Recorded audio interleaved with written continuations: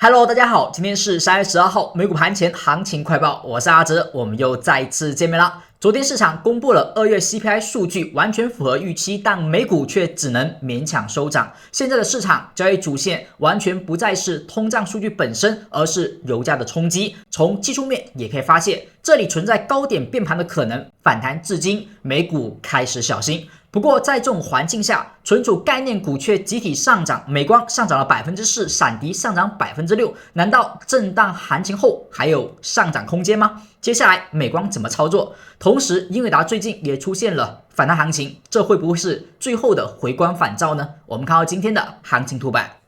首先我们看到本期视频的行情目录，今天是市场观察纳斯达克指数第307的视频，那么阿哲还是会通过以下的3个部分讲解本期视频美股的盘前观点。我们第一部分还是最为关键的有关于纳斯达克指数的市场观察，阿哲会通过阴阳交错变盘告诉大家这个地方存在变盘高点是怎么去识别的，而后我们还是会讲一下当下日内的短线的日内变盘点，还有最后的就是日线的趋势分析，当前趋势是否改变，它是否还是存在下跌趋势当中。在明白了第一部分之后，我们再来到个股解析。第二和第三部分只要讲到特斯拉、亚马逊、英伟达、科威、谷歌、甲骨文、MSTR、微软、博通、AMD、HOD、APP、SOXL、Circle、Meta、OKO、PLTR、Coin、美光和 MP。那么其中除了微软目前是保持周线上的一个止跌看涨之外，其他很多个股要么是偏空，要么开始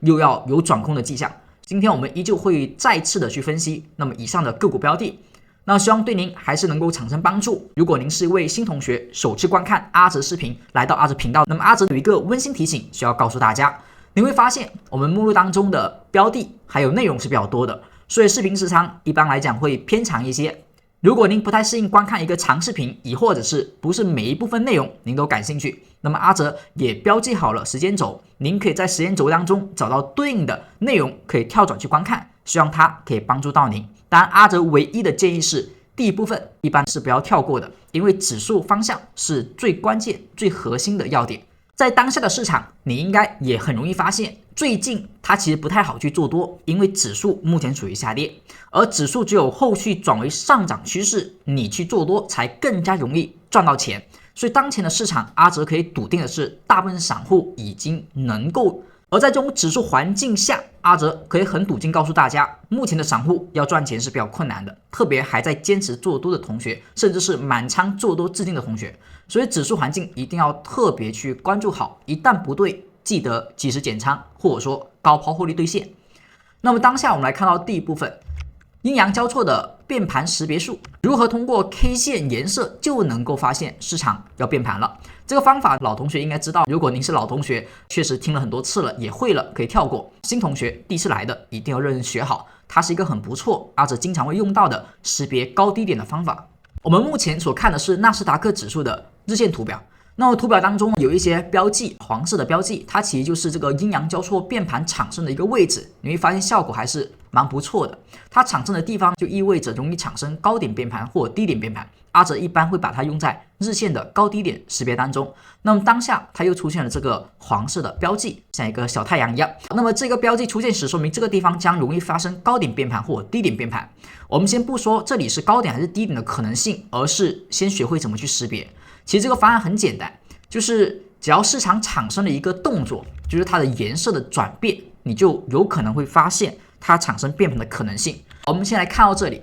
这个地方它是如何出现这个信号的？它只要前期出现过这4根 K 线，这4根 K 线的特点在于它每天都跟昨天的颜色是不一样的。比如说这一根是红色的 K 线，第二天是绿色 K 线，再下一根是红色 K 线，再下一根是绿色 K 线，你会发现这4天其实它颜色完全不一样，就跟昨天是不一样的，它跟明天也不一样。所以这种构造它只要保持4根 K 线就可以了。那其中的颜色顺序是不要求的，它可以先是阳线后是阴线，先有红 K 后有绿 K 都可以，它只要不一样就行。好，这4根都跟昨天和明天是不一样的，保持4根 K 线。好，这种情况下我们就可以构成一个阴阳交错的基本模型，但它的产生不代表市场要变盘，它有可能一直延续这种模型，它有可能下一根还是跟昨天不一样，是吧？它就不会去打破这种规律。那么市场只有打破规律才会产生变盘点。那么当时这个地方它的第5根 K 线，它如果是一根阴线，是一根红色 K 线，就说明还在阴阳交错当中。当这一天它是一个绿 K 线，但是这一天它是个绿 K 线，它和昨天是一样的，所以阴阳交错变盘的变盘点，它会出现在2根同色 K 线产生的时候。好，所以这个地方就是一个变盘的识别。那么后续股价的下跌，为什么这个地方有一个小黄点？为什么这里是变盘？因为它前面4根 K 线又出现了，这里是绿红绿红，是吧？又是每天都跟昨天不太一样。好，那么这4根 K 线产生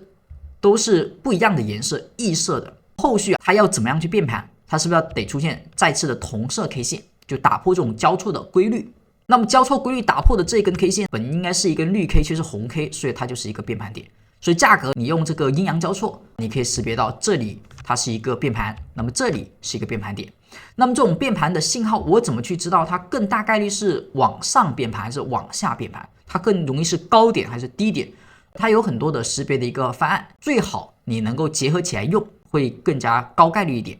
比较简单的左侧的判定，股价如果是在上涨，特别是那种加速上涨时出现，它出现了变盘点，往往是变盘高点的概率更大一点。如果是加速下跌、短期暴跌产生的变盘点，更容易产生是低点的变盘。所以这种加速上涨、短线加速上涨，它所出现的变盘点，很容易预示这附近是一个高点变盘的区间。而阴阳交错模型，大部分情况下你这么去看是没有问题的，但偶尔可能会出现这种情况，就前面可能是加速的下跌。我们来看到前面的某一些部分，比如说像这个地方，像当时这一波行情的上涨，其实它一直在涨。出现了变盘点，其实出现了1次、2次、3次，只在第3次时才出现一个明显的下跌。那么这种情况下，则意味着市场的变盘点，它从左侧去判定，它有时候会出现一些不太好的，可能让你卖飞的情况。因为左侧是相对的上涨时，就去判定它可能是个高点，我就去卖了。那你可能会卖在一个启动的位置，这个时候应该怎么办？我们最好还能够解释，最好在用变盘点时。我们更多的要去关注好当前的一个趋势，另外你可以再加上右侧的评判的要求，比如说目前它出现的这个变盘点，感觉是一个高点变盘，那么它的特征应该后续有什么变动就下跌，所以在这个变盘点产生之后，如果你要再右侧一点，股价出现一根下跌阴线把它给破位，这个时候我判定这个地方确实是高点变盘有风险，我再卖，是吧？就晚一点再去卖。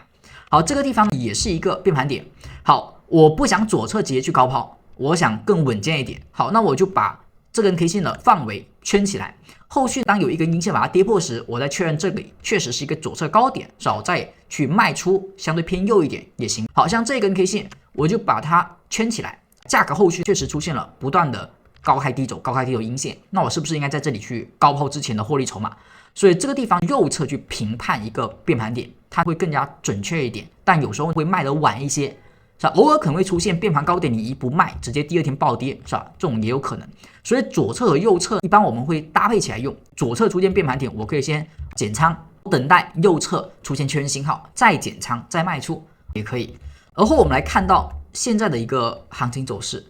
目前是不是处于一个很明显的下跌趋势？那下跌趋势，我们刚刚是不是讲？除了右侧判断之外，你是不是还有一个趋势的结合？那怎么去结合趋势？如果是一个下跌趋势当中，更多关注的是反弹的高点变盘，因为反弹的高点变盘更容易产生的是创新低，是吧？因为趋势是下跌的，而上升趋势更关注的是低点变盘，因为它更容易是一个有效的低点，容易创新高。所以当下是一个下跌的一个趋势，所以如果变盘点是在反弹中出现，那么是不是更容易产生有效的高点变盘，而后它更容易去打破之前的低点？所以目前是一个下跌趋势，所以反弹产生变盘点，我们先默认它是一个变盘高点，而左侧就先做高抛，是吧？我们左侧可以先高抛之前的一个筹码，那么右侧你就可以等股价确实收一根明确的阴线下跌了，再把右侧筹码给卖掉。如果你做的是短线，那直接左侧全卖也是没有问题的。那么以上就是我们第一部分关于阴阳交错变盘的识别这个方案，阿哲应该这1-2年都持续在讲，每次出现基本都会去提醒。那么效果，阿哲认为70-80%的概率会识别到一个变盘高低点，还是比较有效的。好，第二个我们再看到日内的变盘点。对于日线变盘点，大家现在明白了，它这里有一个风险信号，右侧收一根阴线就完全确认，左侧就应该早就该卖了。那么像日内变盘点，我们怎么去看？现在我们来看到下一部分，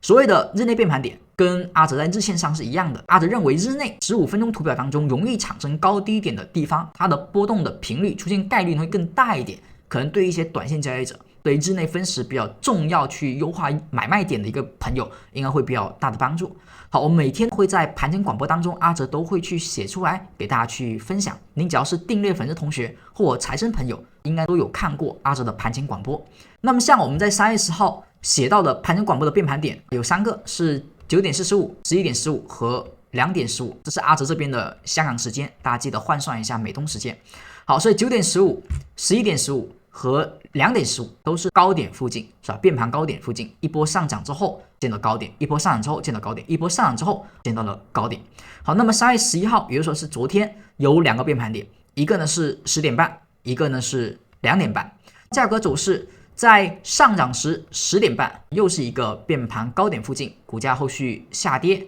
那么下跌跌到了2点30，出现了震荡之后的一个反弹，所以2点30是一个低点变盘。那么这几个变盘点有4个是高点变盘，有1个是低点变盘。阿哲要讲一下今天的第一个变盘点。今天的第一个变盘点是美东时间的10点，也是阿哲这边的一个10点。那么也可以说是15分钟 K 线图表当中今天的第2根 K 线，大家可以把它标记为变盘 K 线。如果那根 K 线是下跌时产生，那在那附近就容易产生低点变盘；如果是上行当中产生，就容易是高点变盘。当然，它具体是什么变盘点，我们右侧也最好去加以佐证去判断。这只是一个提前我们说预判性的，如果是涨的时候遇到，更容易是高点；跌的时候遇到，更容易是低点。这种是大概率事件，但实际当中最好能够去右侧再判断一下。而今天变盘点有3个，剩下的2个变盘点，阿哲在视频录制之后会写在我们的盘前广播当中，去在美股开盘之前去发布给大家，大家可以关注一下另外的2个变盘点。以上就是我们的第一部分关于日线的变盘和第2部分关于日内的变盘。那对于我们的投资者，应该相对不同周期都有所帮助。如果听到这里您是老同学，那不要忘记为阿哲视频照样点上您的宝贵小红心、宝贵点赞，依旧呢支持阿哲视频的创作。那么如果您的时间相对比较充裕，阿哲也希望大家可以抽出一点点时间，在底下评论区留下您的宝贵评论，亦或者是对阿哲视频的建议，那么阿哲看到也会非常开心。当然了，如果您是一位新同学，阿哲希望大家在点赞评论的同时，也可以顺手点上一个小小的订阅，在视频底下有一个订阅按钮，那么点亮之后会显示已订阅，那么您只要显示这个已订阅，就说明您已经成为阿哲讲究频道的订阅粉丝观众了。您只要同时把这个全部铃铛点开，那么未来阿哲的每一期视频，您都可以在阿哲更新之后第一时间收到阿哲频道的一个通知，就不会错过每一期阿哲更新的一个内容，可以实时关注到阿哲的更新动态。那么这是一个粉丝特有的一个权益，所以希望大家可以点击订阅，同时在点击订阅之后，特别是新订阅的同学，可以获得阿哲的4重粉丝订阅的福利，这是专门为我们新同学所准备的4重福利。第1重福利，其中1重福利就是我们的美股盘前广播，这个日内变盘点只是其中一部分，还有一些阿哲对于指数的一些分析、个股交易的一个分析都会写在其中。那么现在怎么去领取？阿哲告诉大家，在右上角视频的右上角有一个弹窗小卡片，您点击那个小卡片就可以找到助教老师，跟阿哲助教说一下您是今天才订阅的新同学，那么想要领取一下这个专属于新同学的4重福利，他就会告诉您怎么能够去领取得到，您就可以看一下盘前广播的一个具体信息内容。那么接下来我们来到下一部分，叫日线的趋势分析。当下趋势有改变吗？如果没有改变，那么未来出现什么情况才会改变呢？这是我们老生常谈的一个日线波段的一个市场趋势的转变。那么当下是否有因为最近的上涨而产生变化呢？我们目前所看的是纳斯达克指数的一个行情图表，在图表当中，目前阿哲加上了一个趋势分析的指标模板。那么目前我们所看的是一个行情的黄色飘带，那么这个指标如果显示的黄色飘带的话，就说明当下的一个美股行情它属于一种中期的下跌趋势。那么中期下跌趋势意味当下除了短线可能有一些超跌反弹的做多机会之外，整体从一个中期角度来看，从一个波段角度来看，它是处于下跌的。那么波段如果是下跌，反而对于中短期、中期投资者来讲，做空或者高抛是一个更加正确的顺势选择，而下跌时去不断抄底是一个逆势的选择。因为一旦趋势形成，特别是这种短期以上中期以上的趋势一旦形成，它往往不太容易被反转，它需要很强力的一波上涨才有可能终结它这种黄色飘带的一个形成。所以我们要特别小心的是，在美股行情在我们上一年是不是产生过一波比较明显的这种下跌？年初的时候，好，当时这个顶部其实就跟现在有那么一点点相似，一个连续性的紫色飘带，中期以上的上涨波段连续产生，是不是当前也是一波连续式的紫色飘带，中期波段稳定产生的上涨，而后产生的一个震荡行情，其实很相似。你会发现，在这种连续的紫色之后出现了一小波反弹，把黄色带转成了紫色带，而再转成黄色带。其实在飘带在上海趋势图这个模板的表现当中，大体是相近的，它的步骤基本相近。在上一年25年的时候，它是快速的直接单边下跌，而目前是一个震荡的下行，但是差不多都是波段的一个下跌。所以这种情况下，我们就要去预防它后面会不会从震荡走为加速的一个下跌的可能性，要特别小心，预防这种情况产生。这种情况哪怕它只有20-30%发生的概率，你也不能够用你的资金满仓去等待它的发生的可能性，以及去赌它不会发生，是吧？所以这种情况下，我们其实一直建议大家，如果您不是短线交易，而是短线之上，是吧？波段中线以上，您最好等待趋势明确的转为紫色飘带，我们再去寻找更好的买点。而当下的任何买入，最多以短线看反弹为主。所以最近的这波上涨，它也还是没有去突破这个飘带。它还是受制于飘带的压力走出了滞涨，而飘带如果出现反弹时收阴线，其实就是一个左侧的卖点。股价反弹收阴线，是不是容易形成一个反弹的高点？股价反弹收阴线，容易形成反弹的高点。而市场趋势一旦形成，它往往会往概率比较大的方向去走，也就是说低点会容易创新低。那么每次下跌时容易破左低，下跌时容易破左低，这不是一个预测，而是当下趋势小阻力的一个方向，大概率的方向。所以这里容易出现回落破左低。那么想要改变这种格局，它必须得要把飘带扭转。所以目前它如果要扭转，得要先强势站上飘带，要站稳飘带才行。目前是还没有，所以当下依旧是一个反弹的趋势，反弹见到变盘点，这个地方既然要，那么这个地方自然是要小心它出现一个变盘高点的确认。所以注意了，这里的压力是我们的飘带的上沿22,679.2以及22,799.88，这个飘带区间将是个压力位。我们稍后在指数解析之后会讲个股标的的分析，也会频繁用到这个指标模板。这个模板是阿哲用来分析趋势，认为非常可靠并且有效的一个工具，而且它的功能很多，不仅仅只有飘带。这个模板整体统合叫做山海趋势图，它也是我们四重粉丝订阅福利当中的其中一种。你只要订阅阿哲之后，就有机会能够去找助教老师去领取、去安装这个指标模板。那么后续个股解析，我们会教大家怎么去更加详尽的去使用。所以当下的趋势并没有改变，市场依旧处于一个稳定流畅的中期下跌当中，目前反弹概率会更大，所以不要看太远这波反弹。那么接下来我们准备看到个股解析了。在此之前，阿哲再次的强调一下，我们的4重福利有哪4重？您只要是今天订阅了阿哲，第1重福利就刚才所讲的上海趋势图的1周体验权限，找助教可以去安装激活。第2重福利就是盘前广播，我们的盘前解析点位的预测。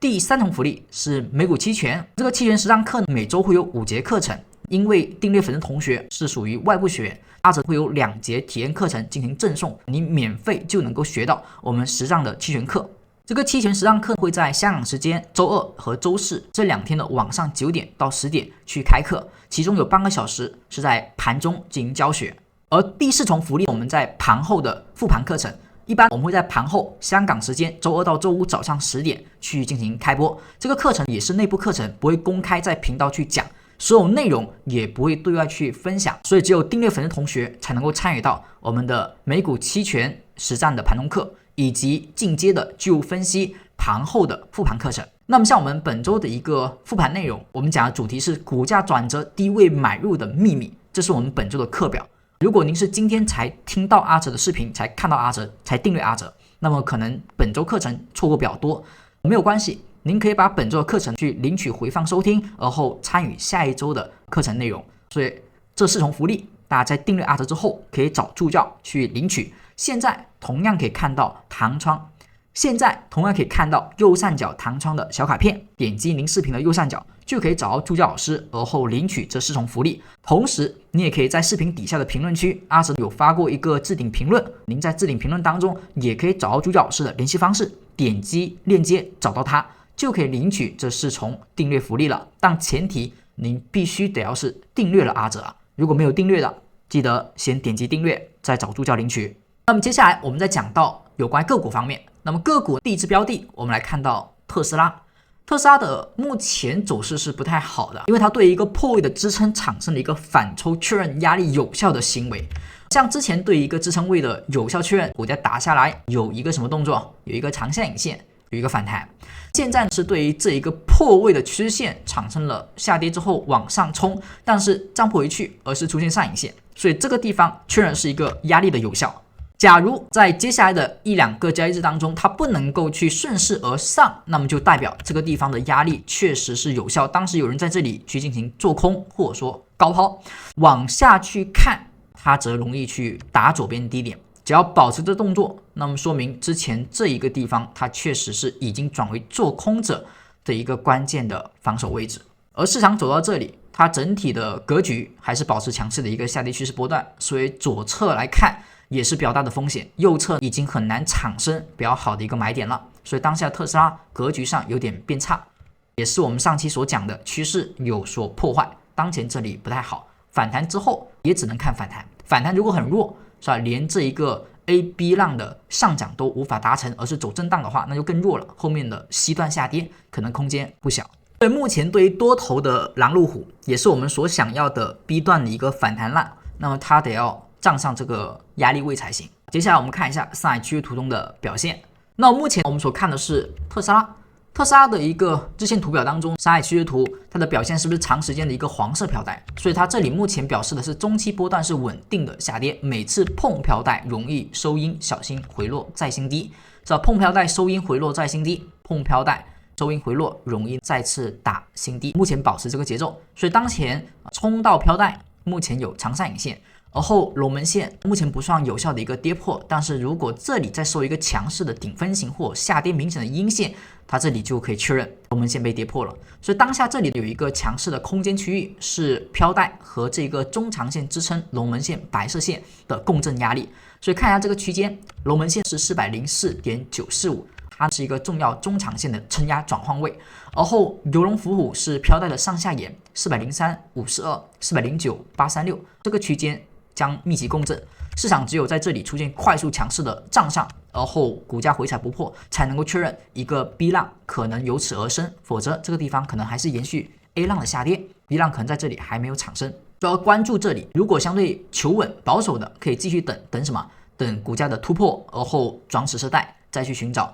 2次的买入点，那是比较安全的。至于现在相对来讲比较不太好，风险比较大。接下来我们再看到下一只股票是亚马逊。亚马逊在一波下跌的神奇九转之后，产生了白玉 K 线后的反弹。在上海趋势图当中，股价下跌它分为2种超跌的范畴，一种是单纯的短线超跌，就是蓝色 K 线会产生，只要蓝 K 消失并且伴随反包强势的动作，它容易出现短线反弹。所以只要蓝 K 出现，蓝 K 消失，这种就属于短线超跌、短线反弹。蓝色出现，蓝色消失，短线超跌，短线反弹。而当如果市场出现破位行为，它确实已经不单纯是一个短期超跌，它就会进入到一个相对中期以上的超跌。这个时候的白色 K 线，它如果被反包，那么产生就是一个中期的一个反弹概率会比较大一点。当白色 K 线产生的时候，已经说明趋势走坏了，它这种地方更容易是一个下跌趋势的反弹而已。目前这一波行情就是一个反弹的概率会更大一点，因为它是个黄色飘带，而当前的黄色飘带转为指示带，但是这个转色它不代表就一定会稳定的上行。在趋势刚转变的时候是最为脆弱的时候，它一定要把这个飘带能够站得稳，在这里附近出现反包阳线是最好的一个行为。类似于前期这种蓝色飘带附近有强势的，比如说运线上破，比如说反包的这种阳线会更好，现在还没有，反而昨天出现是一个乌云盖顶啊，十日线后的下跌反而是不太强的一种止跌行为。我们看到目前的飘带的支撑，它的下沿是 209.643， 如果收一根阴线顺势下破，就说明这个地方它很不稳定，它更大概率是一个反弹后的高点压力下的小反弹，就要小心这一点。如果它要继续往上走，必然在这里要存在止跌的有效性，而后才可以博弈它往上看龙门线的压力线。龙门线这里是 226.703， 这是关于亚马逊我们所可以看到的日线分析。而在周线上，它就存在一种有效破位飘带后反弹的可能性，因为股价如果有效破位飘带，它的黄色带会常存在，所以价格到黄色带附近如果产生明显的阴线，就要小心，它跟日线是一样的。目前黄色带还有一定的距离，它差不多是跟日线的龙门线是差不多的 222.28 是这个周线黄色带的一个压力区间。它除非能够像前期那样子快速强势涨上，而后回踩不破，才有机会扭转这种周线的疲态。因为目前中长线还是看涨的，所以这一波下跌属于中长线上的一个中期调整。这种调整之后股价得要站上飘带，我们才要去判定它的是否有效，才能够去重新回归周线的上涨，就得要突破飘带，而不是在飘带附近滞涨，而后才能够去确定它能够产生这种趋势的转变。目前还在对于飘带的适应当中，还没有去触及，更不要说去突破了。所以目前要去关注亚马逊附近、龙门线、日线附近以及在飘带附近它的一个表现。如果直接就跌破飘带，那么就更不要说去碰这个龙门线了。以上是关于亚马逊的分析，接下来我们看到英伟达。英伟达的图表最近也出现了一个反弹，我们之前说过这个地方是一个运线，运线它产生突破，其实后续就能够看涨，但它运线运得太久了，指数产生过2次强力的反弹之后，它才出现了本次的这种突破。好，这种突破把缺口补掉了，是一个比较好的事情，但这个上行的动作它是在走弱的，它是要做山羊小顶的这种行为，就是市场的 K 线阳线在上涨时，所有股价的新高，它的实体反而在缩短，最后变成一个十日星，所以这种行为就说明上涨动能在短线来看是在不断的减弱。而如果伴随它的趋势刚好又在一个大阴线之下，同时它是一个震荡趋势，这种就要小心，一旦收阴线，它可能就是反弹的结束。而这一波反弹的空间比之前是要弱的。之前在震荡行情当中，它的反弹都是很强势的，基本到左侧的这种震荡上沿，每一次都很强势，每一次都很强势。如果这一次下跌之后，它反弹是比较弱的，它到不了之前的高点，它就有可能转成一个震荡后偏弱，震荡横盘转震荡下跌，甚至是一个单边下跌的可能性。所以这里要小心，一旦这里确定反弹高点，就确认了本次反弹是弱的，后续只要往下把这个低点破了，所以就形成了一个震荡转势的可能性。接下来我们来看一下上海趋势图。目前所看的就是英伟达的上海趋势图。英伟达我们可以看到它目前面临的反弹就是到了一个黄色飘带这里，黄色飘带和龙门线离得太近了，所以这种情况下就会产生一个现象，价格走势如果一根阴线往下砸的话，就会把关键位置都给破掉，确认他们的压力都是有效的。所以当下就是一个山羊小顶上涨衰竭，而后遇到了我们的飘带，这个时候呢特别小心动能的一个减弱是否有效。有效的判定就是一根阴线把龙门线给跌破，这算是一个比较右侧的判定。龙门线它的一个标准支撑在 182.356， 如果这一波上涨后回踩直接破龙门线，这里就说明下跌力度比较强了，空方比较强，就要小心一些。它这里可能就是形成了一个下跌反弹的高点，然后要往下再去寻找一个破底的行为或者支撑。那么以上是关于特斯拉、亚马逊和英伟达的一个分析。那么接下来我们来到第三部分。第三部分的第一支标的是 Core 位，目前所看的是 Core 位的一个上海趋势图。Core 位的一个行情走势，其实昨天还是出现了一个短线的跳空上涨。我们在前期是不是讲过，这里其实有一波相对盈亏比还行的一个交易，大概是1:1，当然好一点可能会做到1:5到1的一个水平，是吧？目前就到了，以这根 K 线去进行一个突破看涨。大概在飘带附近，当然这个地方当时没有直接启动，而是走了一个回落再启动，所以它的盈亏比相对来讲就差一些，还是可以有所盈利的。当下是2次突破蓝 K， 然后产生了一个上涨，目前碰到飘带，所以你要小心飘带附近如果收阴线收走弱，那么是要做止盈的。如果是左侧碰飘带回落不站上，其实已经可以构成部分的止盈了。每一次到了蓝色 K 线附近的时候，你就要注意了，这里有可能是短线超跌可能发生的地方，而伴随如果它还是一个震荡行情的下沿，那么这种反弹行情的出现概率就会大大增加。所以目前的 Core 位就是一个相对的震荡，然后在下沿出现蓝 K， 那么注意它每次可能产生的反弹机会有大有小。那么这一次因为指数环境的原因，因为它前面缺口的原因，所以它这个地方可能看的不能够太远，跟之前有所不一样。这一波要走到龙门线，它的可能性没有之前那么大，所以这里只能看到黄色飘带线，一不对记得及时的止盈。这一波行情走到这，阿哲认为空间应该不算很大了，因为上方就是缺口的巨大压力和黄色飘带的压力了。所以大家在看这一种股票的时候要关注一下，它目前属于什么趋势，它有没有黄色 K 线和蓝色 K 线或白色 K 线。黄色 K 线就代表左侧超买了，这个地方容易滞涨是高点，所以一般你在用上海趋势图的时候要注意蓝色 K 线时，注意它有可能反弹，那个时候你去卖容易卖在地板上。如果是黄色 K 线就不要追，一追可能就是一个高点附近。白色 K 线也要注意了，它可能是下跌趋势当中的一个反弹的产生，有时候运气好可能会抓到一个大级别的一个底部。所以我们这个上海趋势图它是重趋势而后再寻找关键的交易点位的一个方法。大家如果还没有安装上海趋势图的，也记得可以找到助教去安装去使用，在右上角弹窗小卡片当中点击卡片就可以咨询助教如何能够去安装和使用了。我们来看一下这个飘带的一个数值，它的下沿是 82.326 作为第一个压力，上沿是 89.424， 它是上沿的一个压力。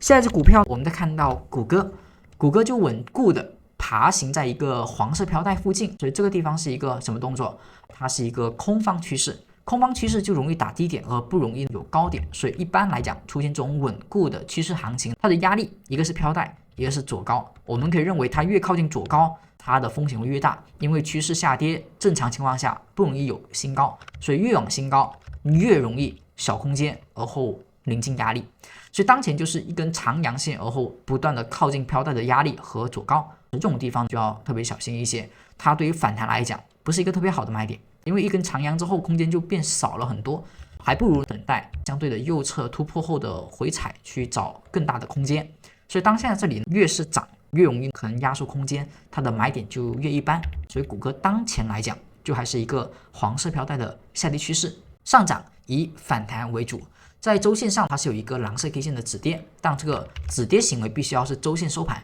所以关注一下周五是否能够在周线上谷歌仿包这个蓝色 K 线，能够仿包说明周线上先有止跌动作，而后你去找日线的一个买点就好了。那么周线如果确有止跌，那么日线呢就找上涨突破飘带之后回踩的买点，那个时候就是日周共振的一种看涨信号。而现在是周线还未完全反包，日线还在下跌黄带所以整体来讲还不明确。看到飘带的一个压力 305.393， 这是已经过去的，服务线是上沿 310.829， 目前还有所压力，要注意一下。我们再看到下一只股票是甲骨文，甲骨文昨天因为业绩的原因，市场出现了一个比较大幅的上涨高开，但是最后收了一根假阴线。那这波上涨是否改变趋势？我们会看到整体的飘带其实还是保持着一个黄色飘带，所以它的趋势呢一旦形成不容易被轻易改变，哪怕有这种大涨，它其实也还没有出现紫色带，而哪怕有紫色带，它其实也还要经历一波确认，就是紫带的回踩不破而后去看涨。那目前这种行情走势就是飘带未变，但是今天其实只要保持震荡或者说轻微的回落，它的飘带也就转为紫色了。后续看一下回踩时缺口会不会被完全回补，飘带是否能够转为支撑，而后续寻找二次的交易机会会好一些。但至少因为这一波相对的盘整的跳空上行，它能够产生飘带的转变，那就是一次机会，有可能转势的一个机会。而在之前这里虽然也产生过这种上行，飘带也转势了，但如果是直接跌破的，就说明这个地方不是趋势的转变，它只是一个相对强力的反弹。如果上涨连飘带都无法转势，这种情况下就更不用说了，它就是反弹。所以当下第一步至少飘带有机会转势，再去看后续的飘带是否稳固转为紫色，而不是快速被跌破。从周线来看，它一个比较好的地方，也是阿哲认为它其实还是有机会成为像微软那样可以中期去看涨的一个标的，只是它可能再往下低一点会更好一些。它也是在一个周线上出现的一个龙门线附近的白玉 K 线，但它的白玉 K 线没有仿包，微软是周线的白玉 K 线是仿包的，所以止跌信号微软是有的，而甲骨文目前是还没有一个明确的突破，所以差一些，但空间位置差不多，它也是在周线的龙门线和周线的一个前期回调的相对低点附近的一个支撑，所以整体结构像这种就可以去关注一下，有可能走出周线止跌后找日线的相对中期以上的看涨点。所以目前来讲，甲骨文它哪怕这一步不能反转，后续也有很大概率在这里出现比较不错的止跌行情，但至少它不是在这里去比较好做空的标的了，没有必要在这种位置再去做空甲骨文了。我们再看到下一只股票是 MSTR， 它是不是也是一波上涨之后转为了紫色飘带？这一次的紫色飘带要比之前要好，因为之前转紫色带直接是砸穿的，这种其实就没有太多的意义了。转为紫色带，它只是一个干扰信号。像这一波其实上涨是不是也砸穿了紫色飘带，直接就砸破了，而且是跳空砸破的，这种就不是很好。现在它是相对跳空上涨，回踩紫色飘带，是不是跟甲骨文有点像？它是用跳空而后转为飘带的。这一波回调时没有破飘带，然后有仿包阳线，所以这个地方其实可以作为一个买点，防守位用前期的飘带作为防守。如果收阴跌破就要跑，如果这个地方守得住不破我们的防守位，那往后可以看一下趋势是否能够维持上行。可以以前面阴线这个低点作为防守 131.77， 飘带的下沿是 131.311， 关注一下这个地方能不能守得住飘带，不行跌破要注意了，这里有可能要延续下跌，就要小心。然后我们再看到微软微软的话，我们的依据或者说我们的一个判断就还是不构成一个好的买点，因为它是一个九转后回踩有一个飘带由黄转为紫色，所以这个地方关注一下是否能够出现仿包的阳线，有的话呢可以作为一个买点，如果没有就等待回调，在这附近产生一个交易机会。因为当下有一个小结构，算是日内的小结构，因为日线上这个时间级别不够，它太小了。好，股价是不是有点像是探底的筑底的行为？目前类似这里可以作为一个小的颈线位，所以先看一下能不能紫色带仿包突破，看一波短期的反转，再看能不能有更大结构的一个反转。周线就是一样的，跟甲骨文是吧，也是处于这个龙门线上，它是有白玉 K 线的仿包，周线仿包，它的一个飘带跟甲骨文不一样，甲骨文离得很近，它离得比较远，所以微软的形态跟甲骨文的周线有点像，但它会更好一些些，有止跌信号买点，有这个飘带的下沿 437.462， 也是在左地附近，所以这个地方微软是比甲骨文要好一些的，所以我们可以关注这一波的回调是否不创前低，而后产生再次的二次回踩的买点。那么目标就可以看周线的一个黄色飘带。下一只股票我们再看到 AVGO 最近产生的行情是一波连续性的黄色飘带转过2次，但目前是都没有回踩有效过的。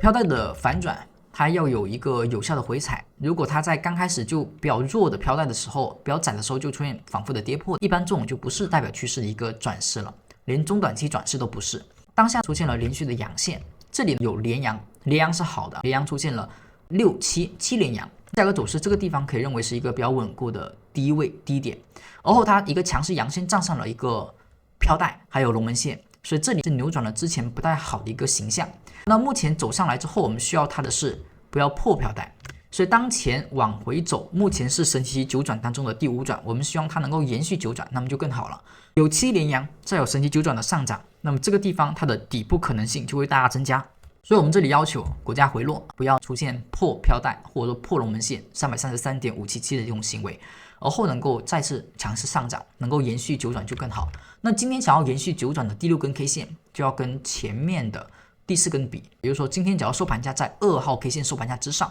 它就是一个6号 K 线，那后续延续上涨其实就没有问题。是啊，所以博通可能今天或者说明天就是一个调整的启动点。如果它是一个底部要走九转，就正常这2天就要出现再次的止跌阳线启动才行。我们再看到 AMD 它是不是也是在龙门线还有这个飘带压制之下，跟特斯拉有点像，又在龙门线又在飘带，所以这个地方就要看一下是空方强还是多方强。如果是多方强，它就应该强势的站上飘带之上，而后股价后续转为支撑，而不能够再次在这里受压力。目前感觉这个压力更强一点，因为飘带上沿无法过，股价出现的这种强势的阳线，它也无法去突破。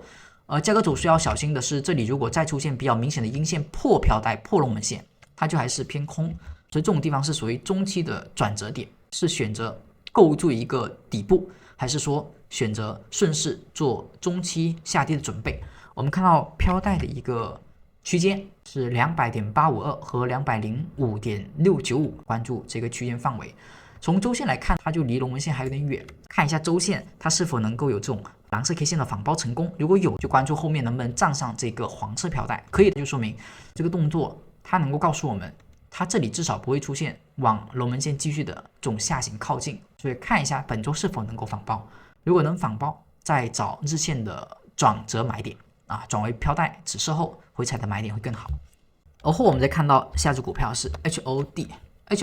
啊，连续的稳定的黄色飘带，所以目前反弹也不算很强，没有转飘带。它这个地方想要做的是用震荡行情来去缓解这个飘带的一个强势的这种压力，目前缓解的差不多要变成紫色飘带，当然它不能一直走震荡，它是有可能是一个下跌的踪迹的，所以一定要有一个强势的表现出现，代表资金的流进才行。目前是没有的，所以这里一旦再次出现下破，特别是很容易在飘带干转紫色时就下破，那么它还是属于下跌的踪迹，那说明还有空间，就比较危险。我们看一下周线上，就是这个空间，它一般来讲就是对应龙门线。如果这里真的要看空间，可能就是看到龙门线了。所以当前这里下跌震荡的原因是有一个周线的九转，周线九转之后股价震荡，但止跌力度不强，所以这里没有太好的一种交易信号，整体还是一个震荡的，要看一下有没有多方比较强势的阳线产生才行。下一只个股我们看到 APP 算是有一个强势的动作，相比于前面所看的一些震荡的股票，它至少是一个强势的九转上行，而后有连续的阳线，所以我们是可以好好关注一下这一波回调到飘带附近是否能够产生止跌，如果没有，那么就说明前面是假象，所以我们要关注的是它走强一波之后回调是否给机会，如果有机会，这种事哪怕市场环境差一点也能够去试一下，去做一下，是吧？昨天这个地方它算是一个类关头阴线，就接近关头阴，但还没有，所以这根 K 线如果能够反包，它是有一定的含义，是多方还是比较强的，所以下方的一个下沿可以以 425.598 作为防守，而后寻找一根反包昨天阴线的阳线，而后作为一个买点继续看涨，前高突破龙门线，我觉得是有机会的 538.821， 但必须得要给到一个止跌信号才行。如果不能，这里真的是一个反弹高点，它就属于一个下跌九转后反弹行情，而且已经到了飘带下沿。那么这里转折如果向下跌破日线的我们的一个飘带向下，它是不是还有空间？对于这个龙门线 221.473 啊，是周线的龙门线空间，所以这里是要注意的，最好这里就能够出现强势止跌阳，而后选择向上去突破一个飘带，否则这个地方就相对的风险一点，说明这个下跌可能还只是一个反弹。接下来我们来看到下一只股票是半导体3倍做多，而这个股其实也是在九转后产生了一个反弹，但反弹时它也出现了一个大阳线长上影，小阳线有点三阳小顶的动作，三阳小顶碰到飘带，这种地方是属于左侧要去高抛的，左侧小心风险的，而右侧等待一根阴线，如果反包阴线一旦产生，就说明它可能还要再往下去探一下龙门线。龙门线的一个支撑在 42.027， 目前是转为黄色带反抽，如果这里就走弱就比较危险。像之前这个地方是转为黄色带之后，直接当边上涨九转突破了飘带，找后续转为紫色带回踩找买点，紫色带就找回踩买点，那目前是没有的，我们需要的是突破转势。现在如果在黄色带下就收阴下跌，那么就说明还可能有一个调整的空间。我们再看一下飘带的下沿，它的下沿是多少？它的下沿是 58.747， 这里作为一个压力参考。下一只个股我们来看到 Circle 就跑到了一个九转之后往上破了一下龙门线，击破龙门线再回落龙门线，所以这里相对注意一点，对一个关键压力突破再选择跌破，这里要相对小心，虽然跌破幅度不是很大，但是要注意了，它是一个左侧的风险点，因为它是一个九转，是前面虽然有黄 K， 但是没有出现有效破位，但九转后也没破位，当到了这里已经是在龙门线附近出现了突破跌破，所以还是要小心的。而价格走势当下是一个很明确的转折，算是一个转折的一个上涨，转折上涨就是很快速很强势的突破了左边这一个高点，我们说趋势的下行应该是无法新高而容易新低，那么当有一波行情快速的能够把左高给突破，而且突破之后是没有任何滞涨的，这个时候它就会形成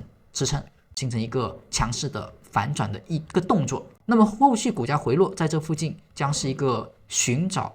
转势后的买点的机会，它会比直接买反转这一笔会更好。好，价格走势的一个上行，它的龙门线压力，它的龙门线支撑是 93.182， 在前高附近刚刚好，所以在这附近可以寻找一下股价后续的一个买入机会。我们来看到日线可能没有太明显的一个风险点在龙门线出现，它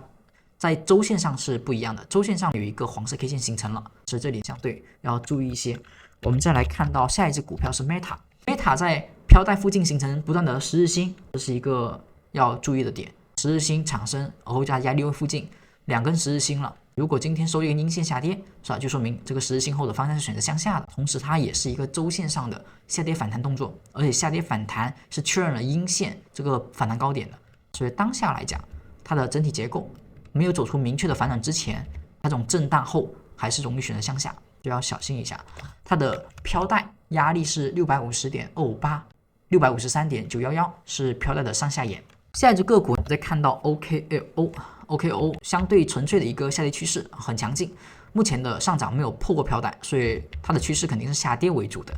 而后它也跌破了龙纹线，所以整体是下行。只是目前它来到了类似颈线位的这种地方，像之前的这种低点所形成的一些密集区间，所以这里能够有一个止跌。如果这个地方不能够止跌产生突破飘带转势的这种动作，那它这里一旦破位，它的空间可就很大，就会再次打开空间。所以这个地方震荡后，如果选择再有一些长阴破位的话，就会打开空间了。周线上它属于一个不断下跌的蓝 K， 也就是说超跌后目前有仿包，但没有到九转。所以当前这个地方它虽然有一些支撑点，但是没有启动的信号，还是比较弱一点的。没有明确的买点之前，哪怕有空间支撑，也不能随便的去买入个股。好，所以当下可以看一下是否能够在这里出现明确的反转信号，再结合空间这里附近去找买点才行，否则这里就不要乱动了。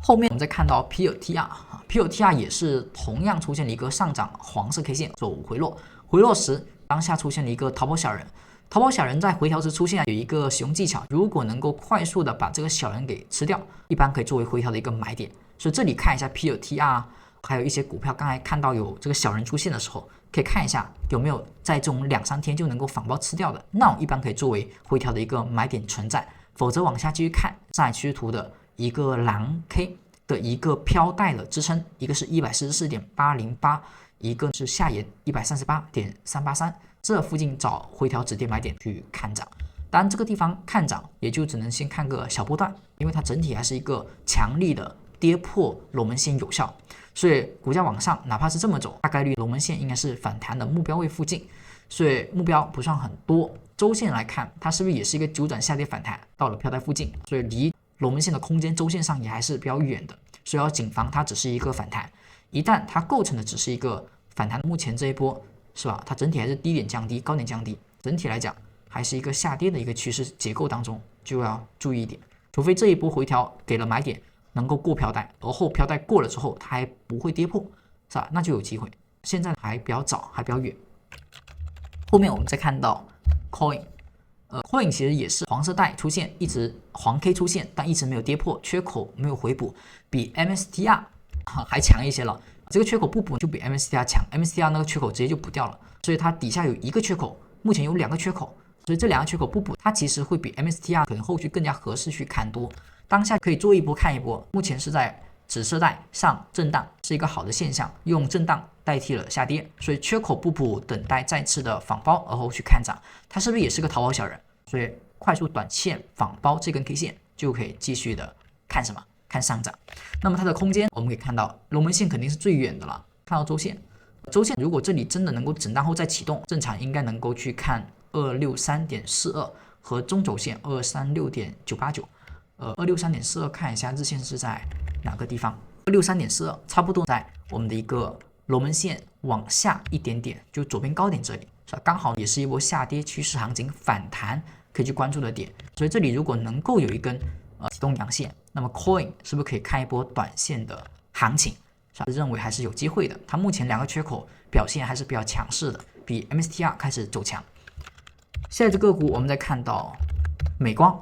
美光当前的行情走势要注意一点，这个也是我们内部课分享过的一个知识点。股市如果出现了一个由紫色带转为黄色带，特别是强趋势下由紫色转为黄色带，你要关注一下它下方的红色柱，红色柱是一个下跌动能。如果你发现它出现了下跌动能的时候，再次转为一个蓝色上涨动能时，它一般这个地方也可以认为有可能产生变盘。